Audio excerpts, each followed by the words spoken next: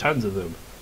Like 1, 2 here, 3, 4, 5, 6, and another spine cord. So there's a lot of defense that, you know, these Phoenixes have for. So he's really done himself. He's done a good job with them so far.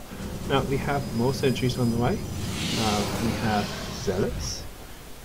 We do have a flood of zerglings coming down to check on this third. And all these gateways are opening up as well, so maybe we're going to see some form of timing. We have 1 Colossus on the way, we have 2 Immortals out already, we have thermal lands as well.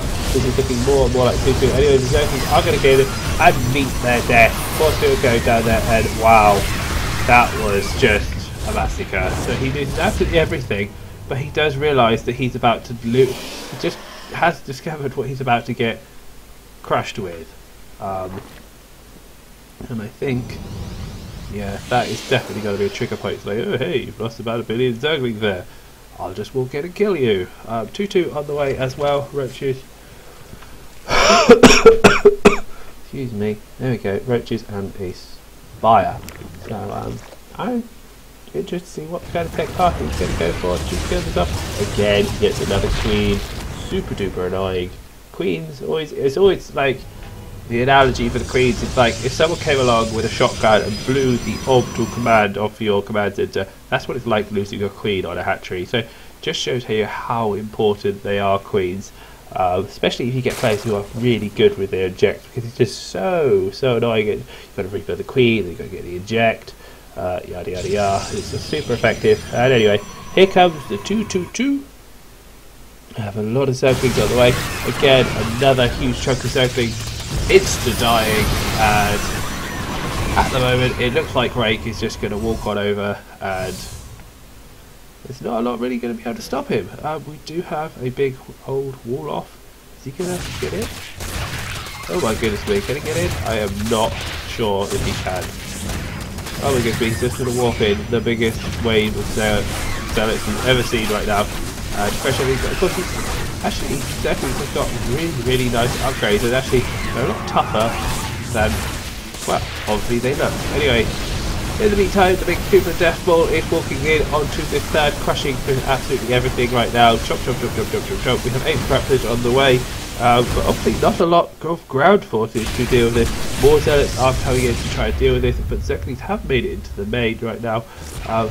So they are going to go to the main. There we go. So actually he's going to wall his own zealots out of the main. So now we have zerglings and probes that can't escape. So they're all going to die a horrible death. He's actually supposed to be going to the Nexus. Some sort of weird base trade with commando zerglings going on right now. So there we go. But it doesn't really matter, I don't think, because Rake is just like, hey, I'm coming on through. I don't care if you can kill my Nexus. Which he actually did, actually. Wow. Interestingly enough, he does kill his Nexus. End of line.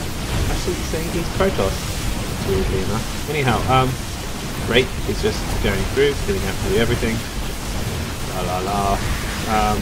have more zerglings on the way. But I mean, the army supplies tell the story.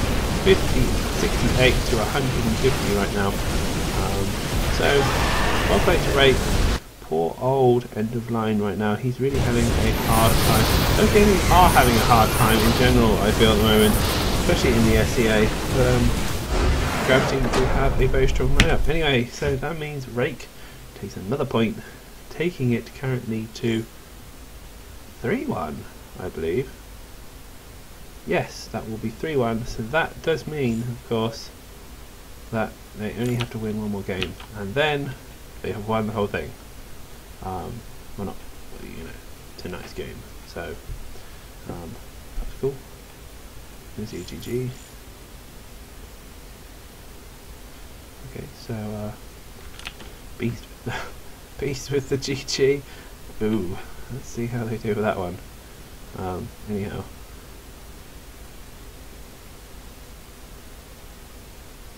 Gravity Gaming. Team Gravity, yes.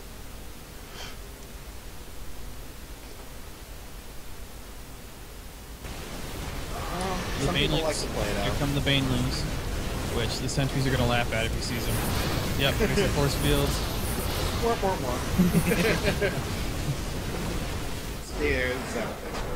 That's the sound effect of shield, by the way, force fields. Warm. Okay.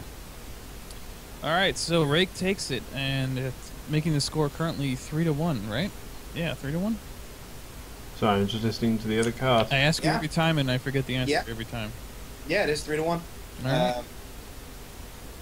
Korean Air took the first one, lost the second one, and then he is 2 for 2. So that would bring the score 3-1. Fantastic. Yep. So this new pickup for Team Gravity seems to be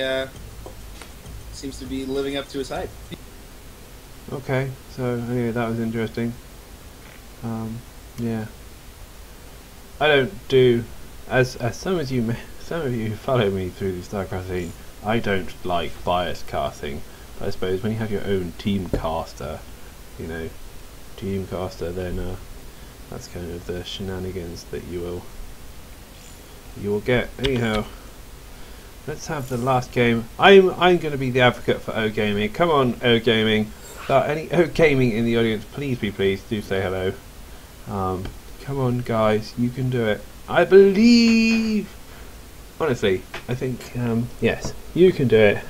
Let's see who they're going to bring on as their last final card. Will he bring out the big gun? We'll have to wait and see. At the moment, Rake.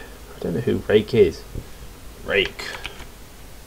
Anyone who says an instrument for sweeping up twigs is will get a high five from me, but also a bit of a slap. But let's have a look. SD2 Rake. Let's find out who Rake is. Rake. Rake's ranking. Rake versus Elwar. Wow, 2010 was the last time. On Whirlpool? Oh my god. He's a very old player. But actually, completely unknown. Well, at least to me. Anyhow. SD2 Rake. Gravity. Rake. Oh, here we go. Rake.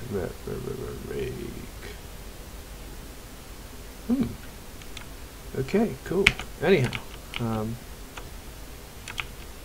yeah, I don't know bias casting.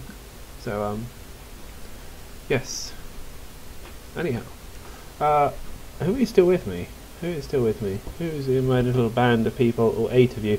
You get a very, I like to call it concentrated cast, because I could speak to you individually by names. When there's like 400 of you, it's a little bit more difficult, but I will be able to tune in, and let's have a look. Let's have a look who's still there. Foster, are you there? Ah, we have some new. We have Infestor, and Cirrus, and we have Chrome Bomber, and Schmigel, and of course Matify. So thank you guys for tuning in. Really do appreciate the support, and we have another guy joining in, so very cool. And we have Warren, so we have a ZVP. So yeah, let's see how he gets on again. Because the temple didn't really go down all that well, so there's nothing worse than cheesing and then losing. Well, being aggressive and losing. And of course, so let's jump on in. La la la la. Do do do do. Anyway, I should probably put it on my webcam as well at some point, but I am far too hideous to be on webcam. Not gonna lie. And you get to see my untidy bedroom too, so you get to just listen to my great accent anyhow. Okay, so we have the final, possibly the final game, I hate to call it earlier, but go O Gaming. Come on guys, Warren, go CVP, let's see what he can bring on. We have Frost, another big map like Whirlwind, so maybe he has a special play up his sleeve, and we are going to see if he does. O Gaming! They're a pretty old team now as well. Pretty old team. Anyhow, Rake. Anyhow, up in the top right hand corner of Frost, it is none other than Warren. And of course, playing for Gravity, it is none other than Rake. So, yes, talking about this game, it is currently 3-1 in favour of Team Gravity. So, yeah, come on, O Gaming. Let's see you pull out some magic. I really hope you guys at least can take a few more games off, because there's nothing worse than like kind of getting cleaned up by an opponent. That's for sure. But anyway, this is a very, very big map, and it does look like we're going to see. Yeah, it does look like we're going to see Rake go for this gateway expand again, which we saw very similar to last time. This time, putting his pylon a little bit further back. Probably saying his building's in a little bit of a better place. I did think the temple would have got in, but apparently not so. So yeah, he did hold it very well. It was a very well executed build. So very, very cool. Anyhow, look at this again. Interestingly, he puts it very close to his gateway. Maybe that's his way of knowing how much distance he needs to put on in. Anyhow, there we go. Just bumming along, seeing if he's going to take double gas and so on. Warren has that kind of advantage. He sees that he's gone for hatch first, and now can not for hatch first. Can go for obviously. He can go for hatch first because obviously he's gone for that gateway expand. So yeah, interestingly enough, see there we go. There's the pylon on the low ground as well, and yeah, just gonna put foreign gas, take away. And oh goodness me, been a long, long day, people. That's for sure. Yeah. So anyway, Paul comes down from the hatch first, then we go into gas. And yeah, we'll have to see if we're going to see any aggression out of Warren or not, because again, I don't know Warren. I don't know his playstyle, but he's looking for that win. And when you're behind, sometimes it's more tempting to grab into the bag of tricks and pull out something a little bit more aggressive. I mean, 11-11s. I was casting. Who was I casting the other day? I was actually casting Euthermal, and he was one game down. So out came the 11-11. 2 games later, he was advancing past Demargo in the Steel Series arena, which was very, very cool for him. But yeah, this is trying to say that kind of say you get more tempted to dip into the bag of tricks. Anyhow, expansion is coming down, and we have Cybercore and a nice little wall off, and actually. He's actually he's gone for the mothership core before warp gate actually. I'm kind of interested to see what he can go from here. Oh, another Stargate play. So something that we saw from him before, and he went for Phoenix into the 2-2-2. Obviously Warren has the advantage this time of seeing what his opponent went for last time if you watched the game or the stream. So this time he knows what he's up against. Now we have 1 in gas right now, which says to me Baning Nest. And will we see Baning Nest?